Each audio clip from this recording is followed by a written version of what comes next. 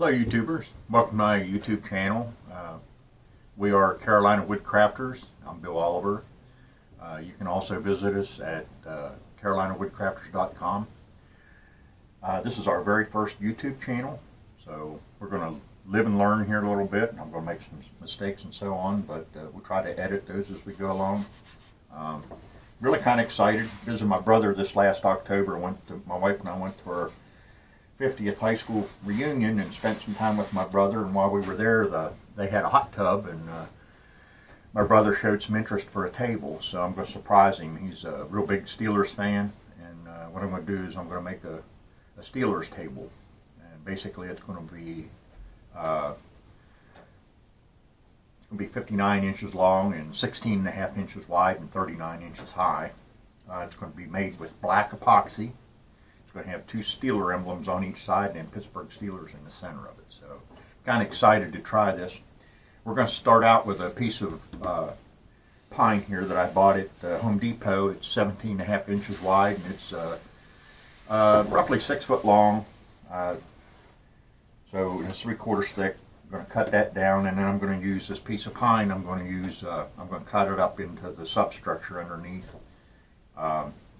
I'm going to be using a CNC routing machine to do some inlays of the Steeler logos and the lettering. So what I'm going to want is I'm going to want it up off the table a little bit, and I'm going to put some cross pieces there to attach it to the table. What I'm trying to do is keep the table, for any of you who've done any CNC work, you know, clamping can get in the way, and I'm wanting to avoid any of that. So I'm going to go ahead and put the frame together, and then we're going to pocket out a couple areas today, and then I'm going to put 2 coats of latex paint, sanding between coats and the final coat. We'll get a couple layers of paint on it, black paint. Some of this epoxy, whenever you do it, you put pigments in it. As it sets up, some of that pigment will settle, and what happens a lot of times is the wood underneath will show through. So putting that black background in there is going to help that. Once we get that done, that painted, then we're going to go ahead and we're going to put a layer of black epoxy. I'm going to have 2 pockets of black epoxy, and I'll kind of explain that as I go along. But one of the reasons that I like having black epoxy pocket in it is because I'm going to be doing some carving and some sanding and so on.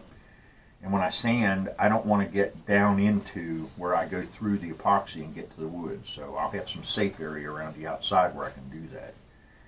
And it's a little easier to show you than it is to tell you, so let's get started. Okay, we're back. Now what I've got a little trim router here, and I've got a roundover bit in it. I'm going to round these edges over, and then we'll be ready to build the base and put her on the bottom of it.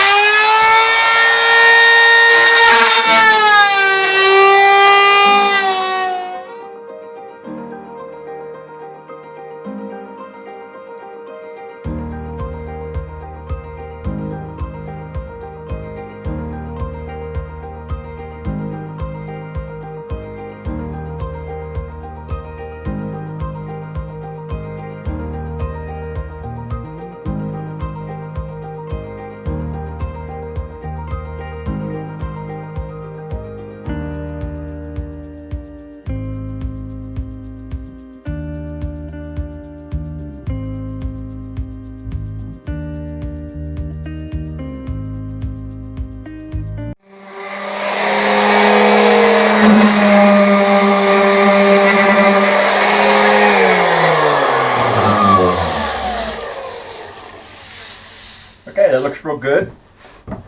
I'm going to get set up. I'm going to take it over here on the CNC machine. It'll take me a minute or 2 to get the camera set up.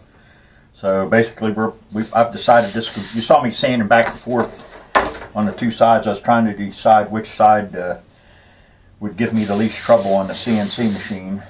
Don't like to. This is basically an inlay using resin, is what it is. I've done both wooden and resin inlays in the past, so I know a little bit of what to look for. And knots are okay. You get a feel for it after a little while. You look at them, you can pretty much tell what's going to chip and what's not. You can always repair it with with the resin or the epoxy, but I don't like to do that. I'd rather have it right the first time. So there is some unevenness in that board, in this board. So I'm going to, first thing I'm going to do is I'm going to cut the materials and put the back piece on this, and then I'll determine what I want to do from there. Sorry, but I didn't realize it. My battery went dead in my camera. So what I did is I basically assembled this frame. I've got this piece, the table piece, face down, but this is going to go on the back of this.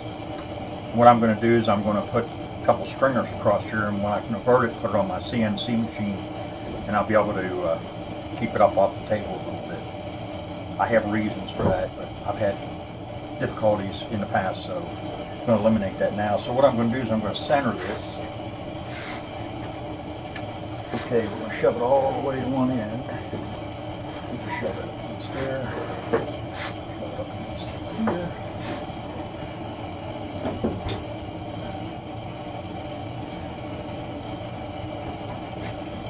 So I have 2 1/4 by 2 1/2. So I'm going to bring this 1 1/4 this way.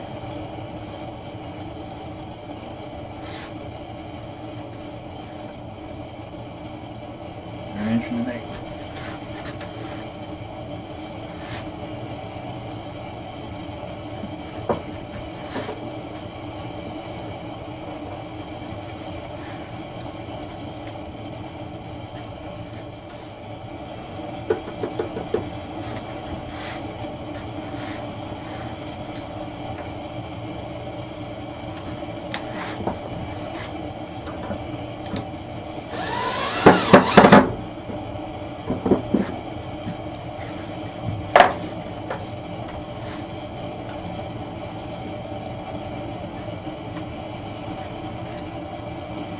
You're wondering what that noise is. I got my heater on here in my shop. A little chilly here today in North Carolina.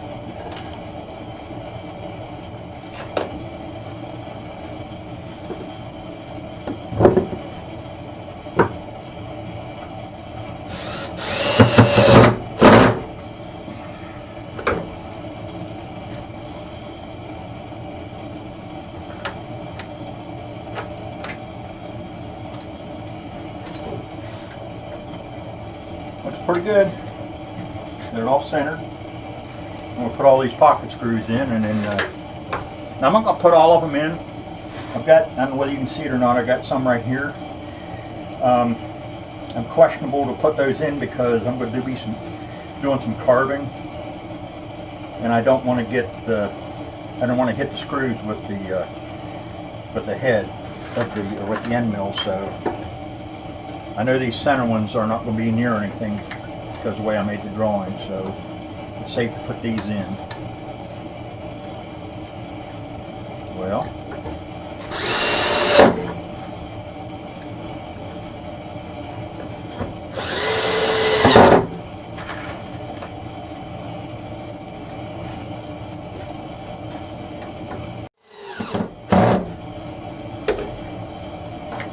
all right, so now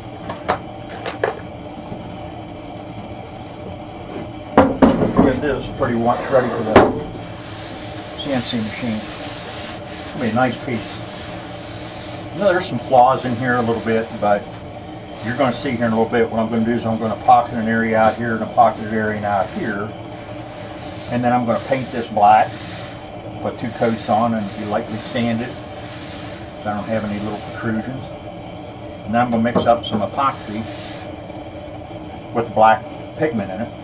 And then I'm going to pour the whole thing, and it'll fill these 2 pockets as well as coat everything. And I may do 2 coats, depends on how the first one comes out, but I want plenty of thickness on here because I'm going to end up doing some sanding on top of the epoxy. And as I said earlier in the video, I don't want to go through that epoxy into this top. So it's going to take me a few minutes to get set up over here on the machine. When I get that done, I'll be right back.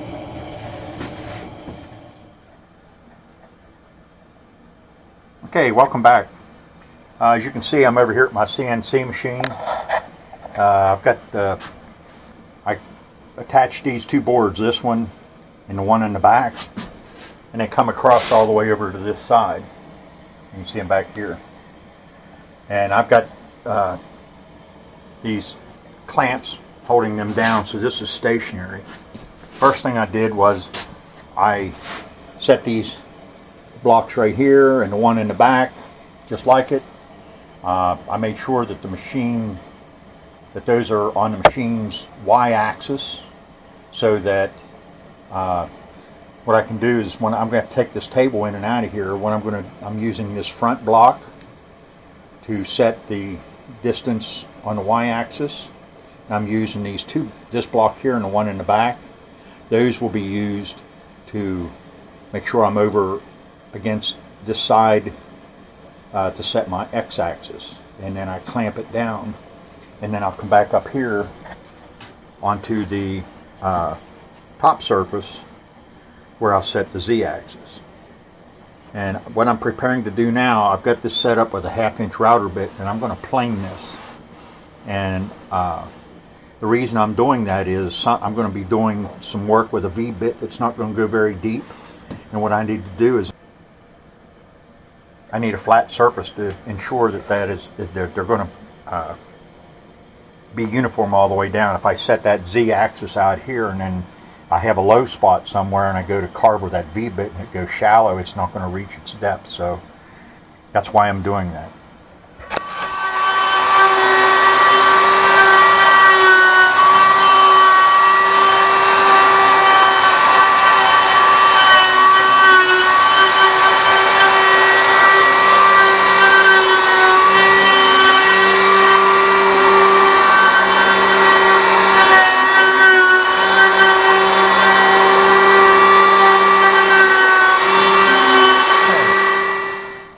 You can see we've planed the table. I've changed a bit now. Now that I got a nice flat surface to work with, don't have to worry about anything being uneven. I've changed a bit now. What we're going to do is we're going to cut 2 pockets. Once we get those 2 pockets, then we're going to take it inside, and then we're going to sand it a little bit. And then we're going to put a couple coats of black paint on it. Here we go.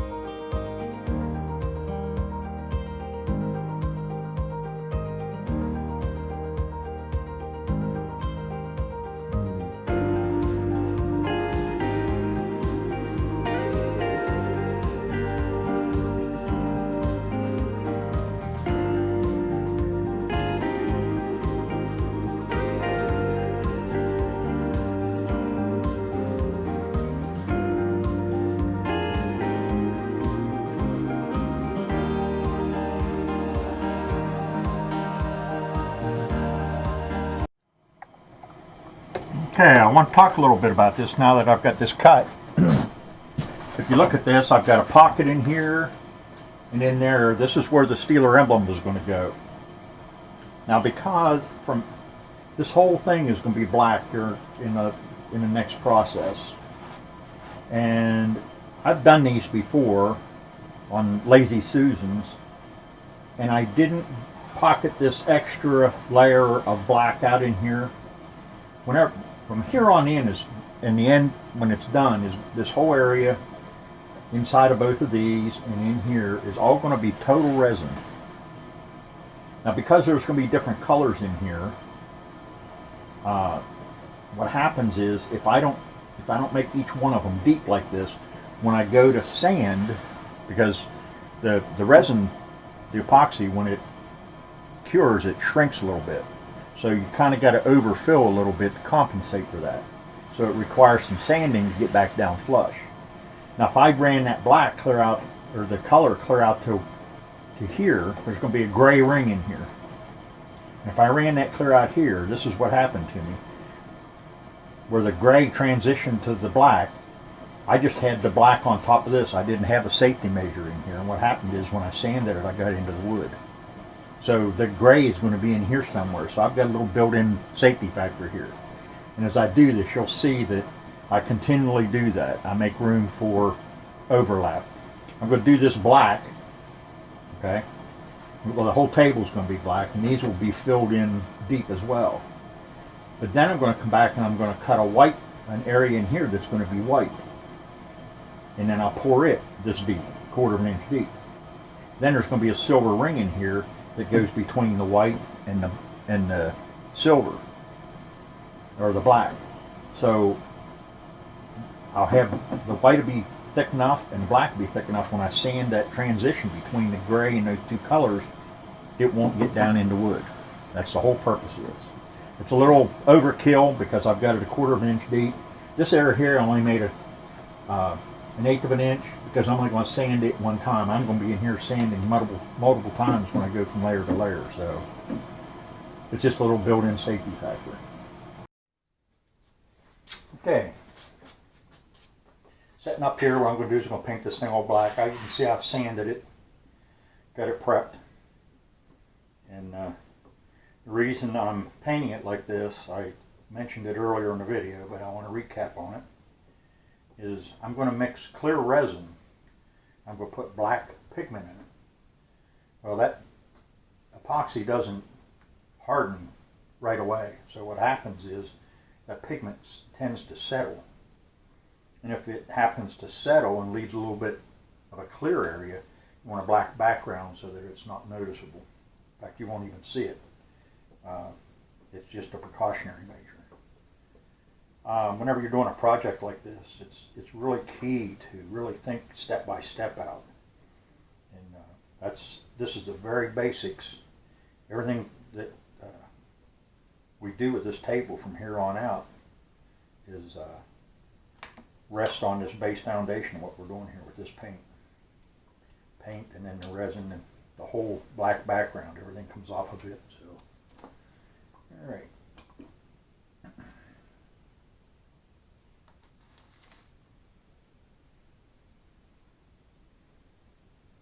First time I've used this paint, it's Rust-Oleum Ultra Cover. They claim it covers in one coat, but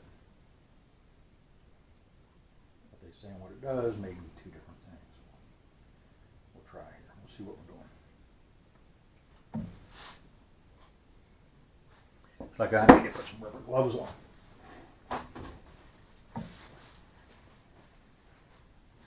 We do a lot of Lazy Susans in this area. So we've got basically a plywood table here that I built. We've got plastic, and then we put wax paper on top of that. Because if you get the plastic with resin on it, it doesn't do well. Whereas the wax paper, we can do a small area, whatever we're using with it, and when we're done with it, then we can just trash it.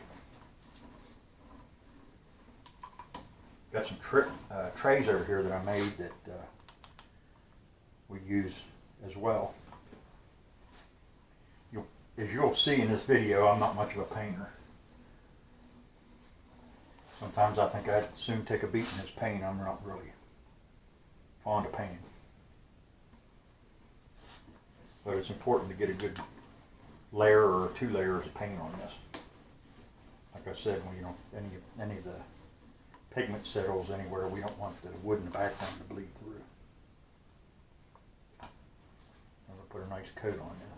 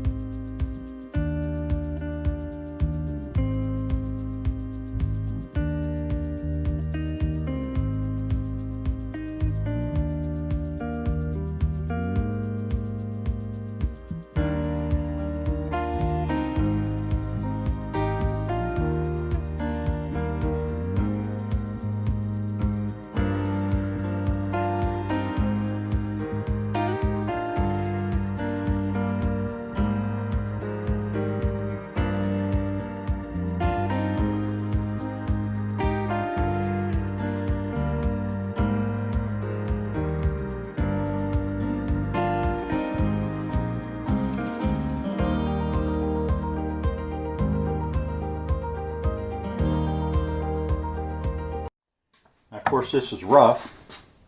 As you can see, I got into the wood here, and I sanded this very lightly.